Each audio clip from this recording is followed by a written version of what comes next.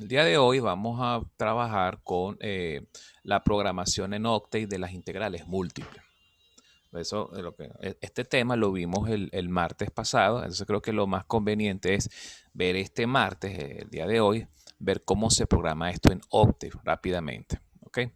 Vamos a hacer entonces ese ajuste. Vamos a trabajar con Octave, cómo se hace este programa. Recordando un poco cómo son las integrales dobles, ok, el tema que vimos de integración numérica para integrales dobles, hay una fórmula que vamos a utilizar de referencia, ok, para poder programar en la computadora. Ok, nos vamos entonces a esta fórmula general que está por aquí. Es esta. El volumen que se obtiene con una integral doble simplemente es la multiplicación de estos cuatro escalares que tenemos acá, los vamos a programar en Octave, multiplicado por este vector o este vector horizontal, multiplicado después por esta matriz y después multiplicado por este vector vertical. ¿Ok? Este vector horizontal que ven aquí, que vamos a programar en Octave, viene siendo el vector de los coeficientes del método que se elija para graficar o para integrar en X. Si, por ejemplo, nosotros estamos trabajando con, eh, con el método de los trapecios en el eje de las X, los componentes de este vector vendrían siendo 1 en los extremos, en la primera posición y en la última, y los valores 2, 2, 2, 2, 2, 2 en las posiciones intermedias. Si, por ejemplo, estuviésemos trabajando con el método de Simpson, un tercio, entonces sería 1 en la primera posición, 1 en la segunda, sería entonces 4 en la segunda, 4 en la cuarta, 4 en la sexta, 4 en las posiciones pares de ese vector y 2 en las posiciones impares. ¿Ok? Así sin más ni más. ¿Ok? Si fuese Simpson 3 octavos, pues bueno, entonces serían los coeficientes correspondientes a Simpson 3 cuartos, es decir, Simpson 3 octavos. ¿Ok? Acá sería lo mismo si nosotros, pero con respecto al eje de las Y. Aquí serían los coeficientes de los métodos de Simpson. ¿Ok? 1, 2, 2, 2, 2, 1, 4, 2, 4, 2, etcétera, hasta 1. Y 1, 3, 3, 2, 3, 3, 2, etcétera, hasta 1. ¿Ok? Si fuese entonces en el eje de las Y.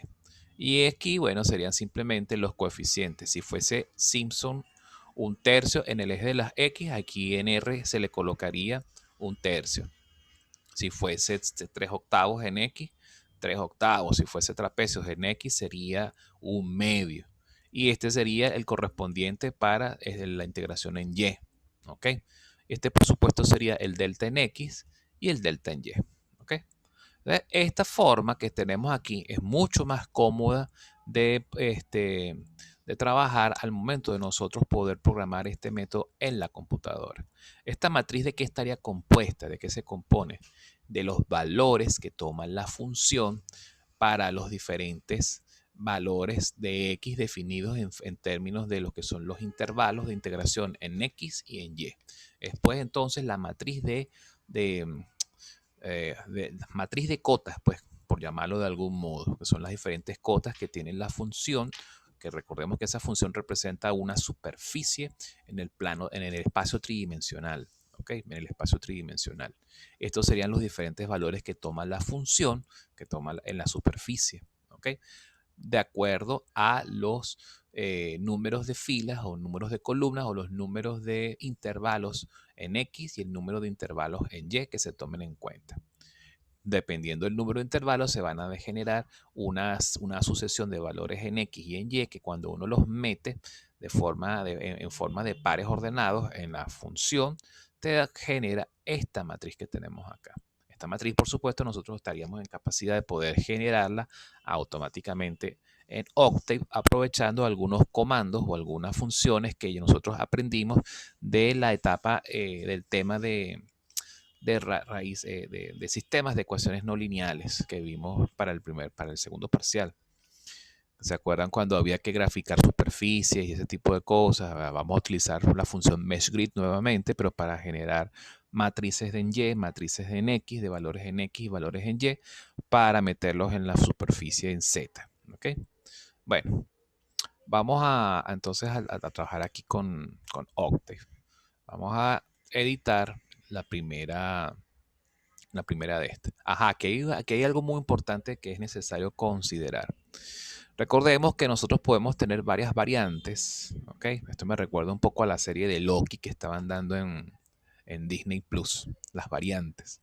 Pero bueno, son variaciones, pues, si nos guiamos un poco por, ¿cómo se llama esto? Por los términos de técnicas rápidas de conteo. Aquellos que hayan visto estadística y probabilidades, probablemente habrán visto en la parte de probabilidades técnicas de conteo. Estos son variaciones, ¿ok?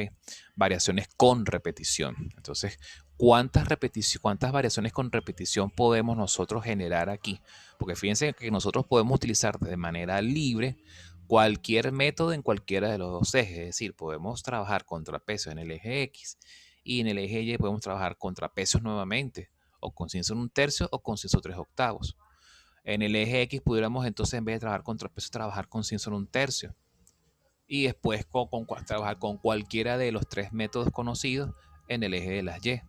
Y así sucesivamente. Cuando uno cuenta las variaciones posibles, variaciones con repetición, nos da en total 1, 2, 3, 4, 5, 6, 7, 8, 9. Eso es equivalente a 3 al cuadrado. 3 por 3, 9 variaciones con repetición. Son 9 métodos que entonces habría que, como máximo que existen para poder hallar volúmenes con integrales dobles. Entonces, ¿vamos a programar los 9 métodos? No valdría la pena. ¿Ok? Yo diría que podemos trabajar en todo caso, vamos a enfocarnos en el más sencillo de todos, porque ya con que hagamos uno o dos de estos en el tiempo que te disponemos del día de hoy, ya se queda como que la idea, pues, de cómo trabajar este tipo de métodos. ¿Ok? Porque tampoco es difícil, la verdad. Fíjense que vamos a hacer estos casos. Vamos a trabajar con los casos en los que se utiliza trapecios en ambos ejes. ¿Ok? Trapecios en X y trapecios en Y. Simpson un tercio en X y Simpson un tercio en Y. Y si nos da chance, bueno, hacemos Simpson 3/8 en X y Simpson 3/8 en Y. ¿Ok? No vamos a ligar. No vamos a estar ligando un método con otro distinto en cada eje. ¿Ok? En todo caso, pudiéramos hacer mención a cómo se programaría, qué ajustes tendríamos que hacer allí. ¿Ok? Bueno, hecho esta aclaratoria, vamos a trabajar primero con el método de trapecios en X y trapecios en Y. Vamos a hacer primero ese trabajo. Nos vamos entonces al Octave, a la pestaña de editor. Vamos a generar un nombre. Vamos a asignarle un nombre a esta aplicación.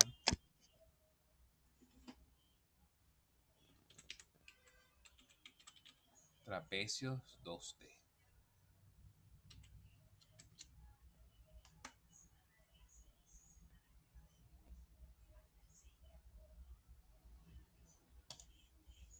Bien, entonces lo primero que tenemos que nosotros escribir acá, que tenemos que generar, la primera cosa que hay que hacer aquí sería escribir F. ¿Ok? Vamos a escribir la instrucción para...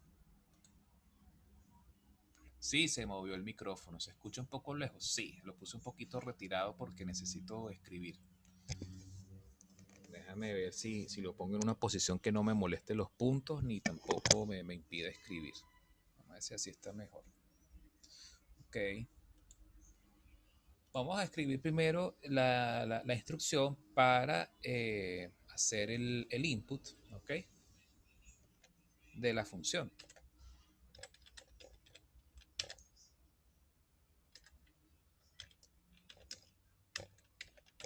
Como recordarán, bueno, la función, vamos a utilizar la letra F para definir la función que va a ingresar, que ustedes ingresarán mediante la notación función anónima, es decir, utilizando el carácter especial arroba, paréntesis, X, Y, paréntesis, ¿ok?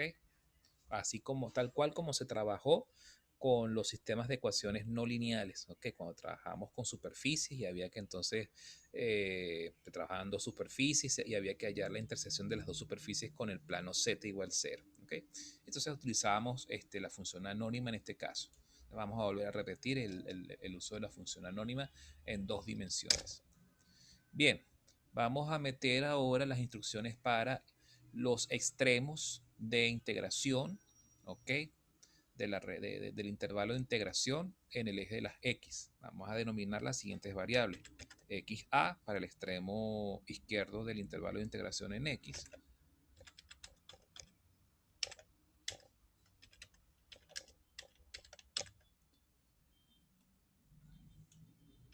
Voy a copiar esta línea, la voy a pegar, la voy a modificar para hacer referencia a las instrucciones para ingresar el extremo derecho del intervalo de integración en ese eje.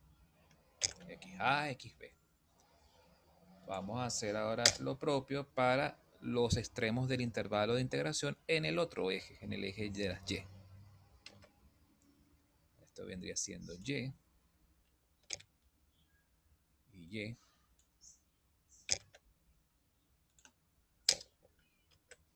Esto sería Y sub B o YB.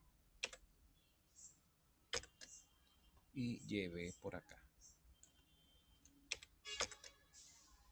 Bien. Lo otro que tenemos que ingresar a continuación son el número de intervalos que vamos a utilizar en el eje X y el número de intervalos en el eje Y. Definimos NX, ¿verdad? Bueno. De hecho, puedo agarrar y volver a repetir aquí lo mismo. Pego. Llamamos a esto NX. NX. Y NY. Número de intervalos en Y. El número de intervalos puede ser distinto en X y en Y. Pueden utilizar diferentes números de intervalos. Y por tratarse del método de los trapecios, podemos utilizar cualquier número, de 1 en adelante. ¿Okay? Podemos trabajar con 2, con 3, con 4, no hay restricciones. No es como en el caso de Simpson 1/3 que está restringido a números pares. O el caso de Simpson 3/8 que está restringido a números múltiplos de 3. Okay, tengan mucho cuidado con eso cuando trabajemos con el Simpson 1/3 o Simpson 3/8. Okay. Bien, fíjense que ya a partir de este momento ya tenemos todo lo necesario para calcular los H's, es decir, los anchos de intervalos en X y en Y. Recordando que el ancho de intervalo es la misma fórmula que se utilizó para las integrales de una dimensión. Sería el valor absoluto de la diferencia que hay entre XB y XA dividido entre el número de intervalos en X. ¿Correcto? Vamos a copiar esta misma fórmula y la vamos a adaptar para obtener el resultado para H en Y. Ahora este sería HY. Este sería YB, YA y NY. Listo. Ahora, ya con toda esta información, conociendo en X el valor inicial, el valor final, el ancho de intervalo, podemos ahora definir el vector, un vector que vamos a denominar X, vamos a denominarlo X minúscula, ¿ok? Que son los valores de X. Y ese vector va a contener todos y cada uno de los valores que tiene X allí, ¿ok? Sería, por ejemplo, valor inicial XA, ancho de intervalo HX, valor final XB, cerramos corchete y cerramos entonces la instrucción acá. Listo. Esta nomenclatura, bueno, ustedes ya deben reconocerla, la hemos aplicado ya en otras aplicaciones, en otros programas para obtener gráficas, etc. Voy entonces a copiar esto como si fuese esta función, este comando, perdón. Lo voy a pegar y voy a hacer lo propio para valores de Y. En este caso voy a utilizar Y minúscula a propósito. Ya les voy a explicar por qué estoy utilizando Y minúscula.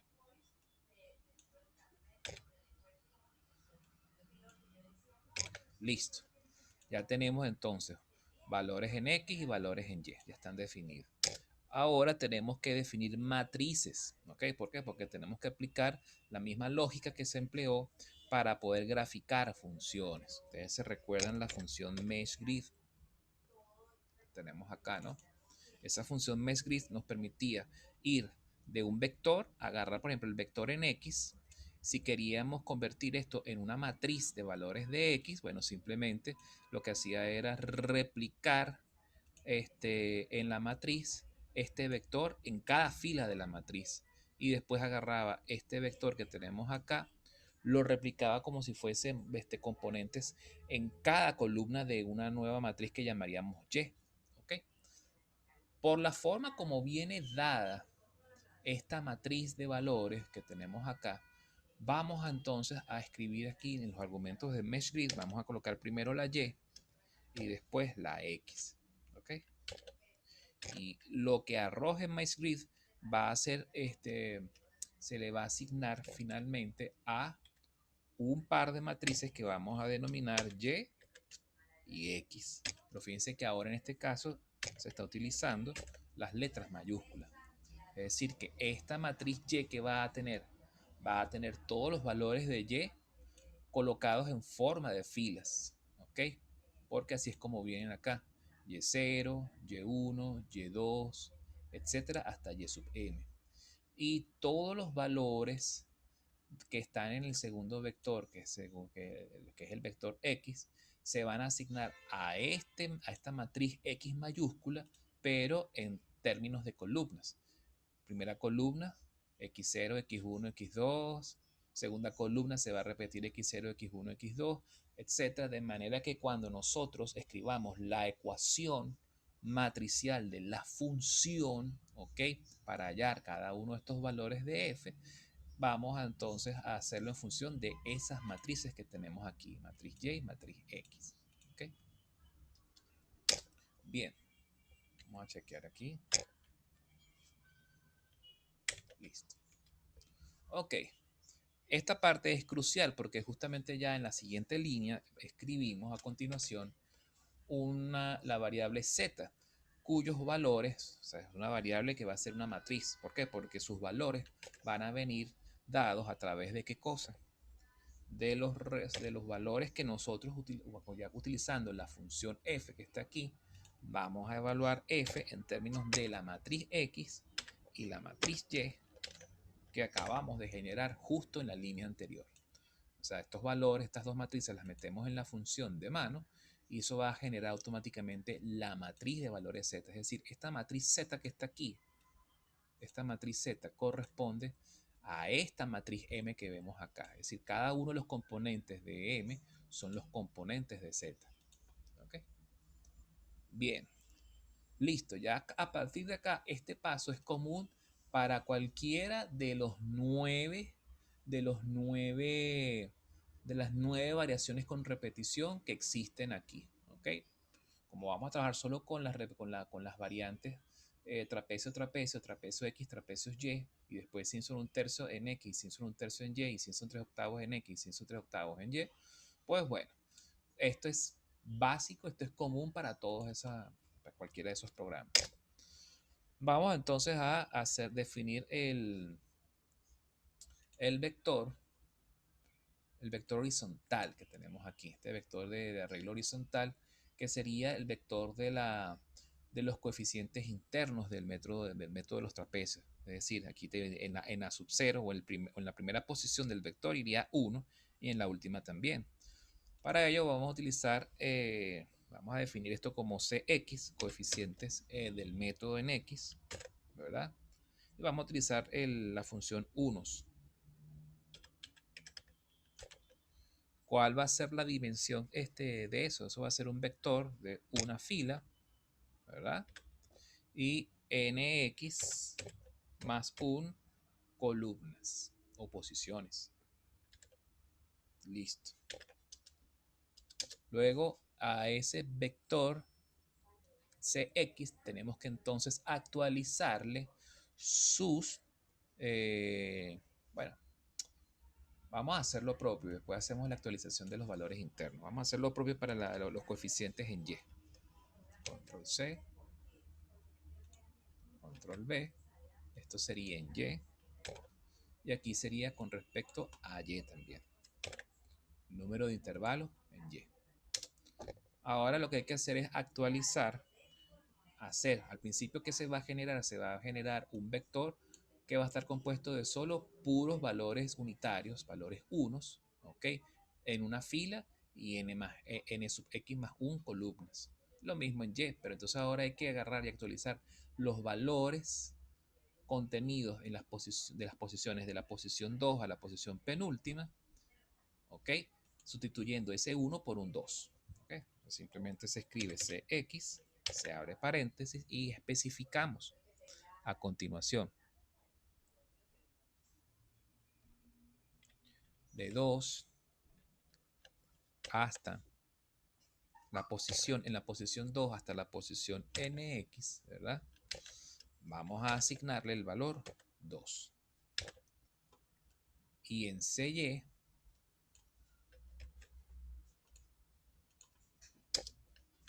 vamos a asignar desde la posición 2 hasta la posición ny, ¿ok? Los valores 2. Ya después de la línea 17 tendremos entonces los vectores, el vector ya con los valores 1, 2, 2, 2, 2 hasta 1. Y 1, 2, 2, 2, 2 hasta 1 también. ¿Ok? Listo.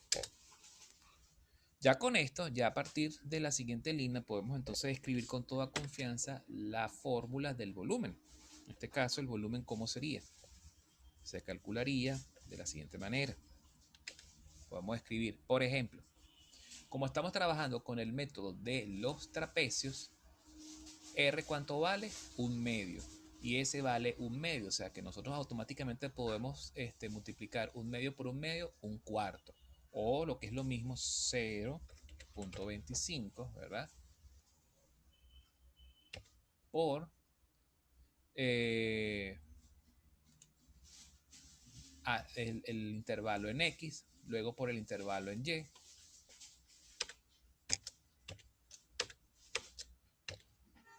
Después escribiríamos el vector Cx, ¿verdad? Luego escribiríamos la matriz Z, en este caso, por Z. Y después escribiríamos por transpuesta de esta, porque si se fijan bien, esta está dada en forma horizontal. Hay que transponerla. Para eso existe la función transpose. Simplemente nos permite generar la transpuesta de ese Y. Listo. Entonces ahora lo que hay que hacer es escribir el printf correspondiente. Printf de el volumen. Vamos a poner ese volumen con 5 cifras significativas en la parte decimal. Salto de línea. Cerramos el carácter. Cedamos el campo. Y hacemos referencia al volumen. 19 líneas. Entonces fíjense que prácticamente todo se va. Es simplemente las primeras 13 líneas. Es simplemente generar la función. Meter los intervalos. Meter el valor inicial, valor final de cada intervalo en X y en Y.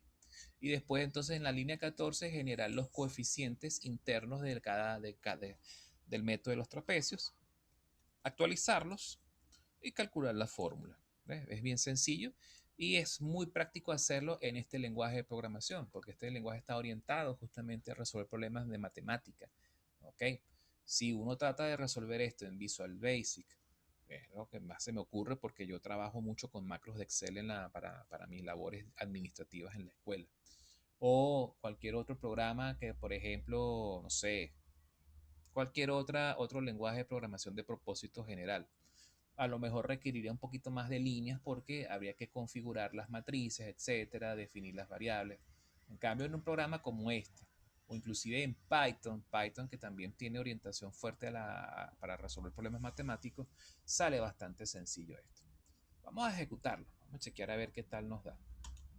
Vamos a utilizar este programa para resolver el ejemplo. El ejemplo que vimos acá, este ejercicio que está aquí. Vamos a estimar esta integral de exponencial de x al cuadrado más y al cuadrado, ¿ok? Menos coseno de XY más 1. Desde menos 1 hasta 1 en X y menos 1 hasta 1 en Y. Vamos a resolverlo. Vamos a ver si lo puedo colocar así de este ladito.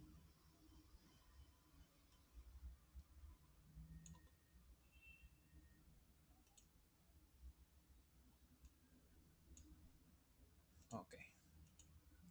Vamos a ejecutarlo. Me pide la F. O sea, una de las primeras cosas importantes que tienen que saber al momento de interactuar con este programa es cómo van a ingresar la función. Van a hacerlo mediante la notación matricial. ¿Ok? Aquí no importa si utilizan X o variables mayúsculas o minúsculas. Es simplemente una plantilla, ¿ok? Que uno está generando aquí. Ella internamente hace los ajustes. Bueno, entonces escribimos la función. Sería una función exponencial. Recuerden que aquí, como se va a definir valores matriciales, hay que utilizar el operador punto cuando aplique. ¿Dónde aplica? En el x al cuadrado y el y al cuadrado. X punto potencia al cuadrado más y punto potencia al cuadrado, cerramos paréntesis, menos coseno x punto producto y. Cerramos el paréntesis y le sumamos 1. Esa es pues la función. ¿Ok? Listo. Le damos enter para ingresar esto a la memoria. Y ahora nos pide el extremo izquierdo del intervalo en x, que sería menos 1. Extremo derecho en x, 1. Extremo izquierdo en y, menos 1. Extremo derecho en y, 1. Número de intervalos. Bueno, aquí se trabajó con 4. Vamos a utilizar más. Vamos a trabajar con por lo menos... Bueno, vamos a ver. Vamos a utilizar 4 y después forzamos esto un poquito más. Vamos a utilizar 4 y 4. Y listo. Este fue el resultado que nos arrojó el programa. Bien. Entonces, veamos cuánto fue que nos dio acá. Por ahí vi que dio 10. 10.148, 10.147, claro, cuando uno redondea 3 cifras significativas en la parte decimal, te da 148. Está bien. Entonces, fíjense que si de repente nosotros volvemos a ejecutar este programa, vamos a ejecutarlo ahora con más intervalos, porque esa es la gracia de nosotros programar estos métodos de integración numérica en la computadora, para trabajar con un número mucho más grande de intervalos, de manera que podamos obtener resultados mucho más precisos.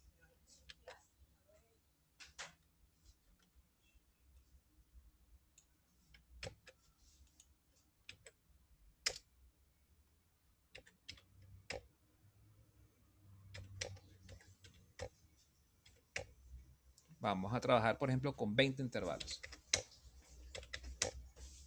Entonces, fíjense que cuando se trabaja con 20 intervalos se genera un volumen mucho menor.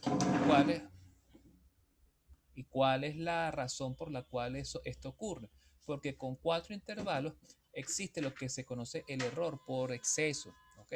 Porque de repente la función dentro de la región de integración en el espacio tiene curvas, tiene mínimos, tiene máximos, etcétera, pero entonces ella lo que está haciendo es aproximar a paralelepípedos, ¿ok? O a paralelogramos. No recuerdo ahorita cuál de los dos es el que aplica en tres dimensiones.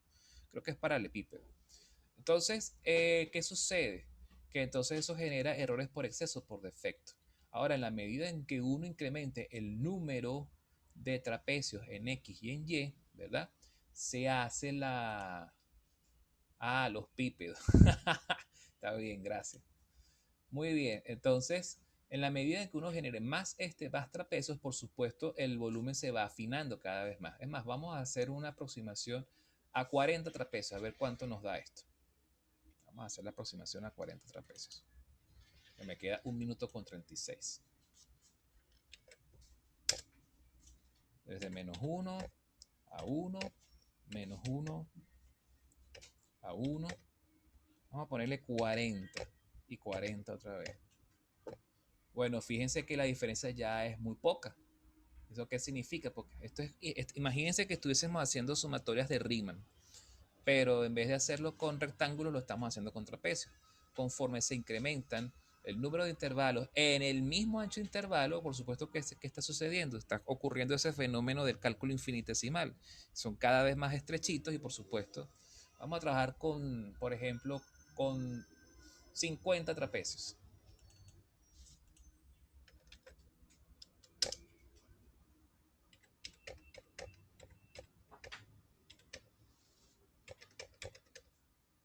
Y fíjense que ya no varía mucho. Vamos a vernos en la siguiente sesión ahorita para cerrar esta clase. Ok, no se vayan todavía porque ya queda menos de un minuto. Nos vemos en breves instantes. Por favor, no se retiren. Ok, para cerrar esta clase entonces con... Quedan, todavía son las 5:42. Para por lo menos cerrar este tema y no quedarnos abruptamente allí. Okay. Nos vemos ahorita, no se vayan.